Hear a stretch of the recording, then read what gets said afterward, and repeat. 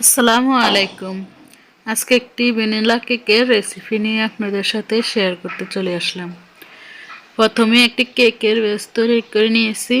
এখন কেকটাকে দুটি স্লাইসে কেটে একটি স্লাইস নিয়ে তার উপরে সুগার সিরাপ দিয়ে দিচ্ছি।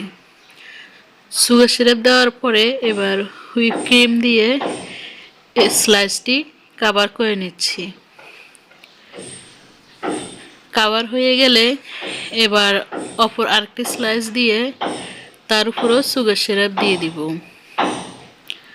আর কেকটি ছিল 1 পাউন্ডের কেক।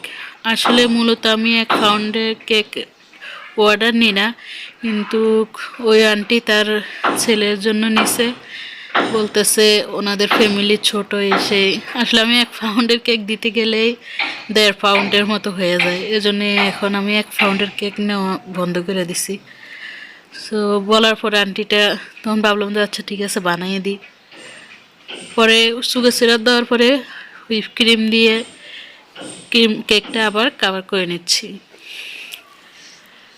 আসলে 1 পাউন্ডের কেক তৈরি করলে আমাদের মতো বিজনেসদের যারা করে তাদের লসই হয়, কেননা 1 পাউন্ড কেক কখনো হয় না। দোকানে হয়তো ওরা সব মেজারমেন্ট করে 1 পাউন্ড তৈরি করে নেয়, কিন্তু বাসায় যারা হোম ডেলিভারি করে তারা কখনো 1 পাউন্ড কেক তৈরি করে না। সো আপনাদের সাথে কথা বলতে বলতে কেকটা পুরো কভার করে নিছি।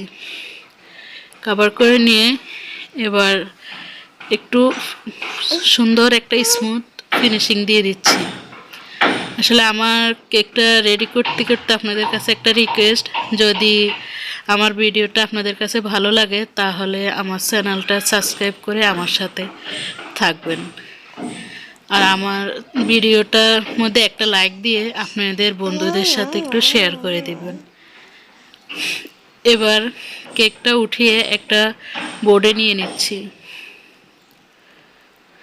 আর যদি কোনো প্রশ্ন থাকে অবশ্যই কমেন্টে জানাবেন, উত্তর দিতে চেষ্টা করব।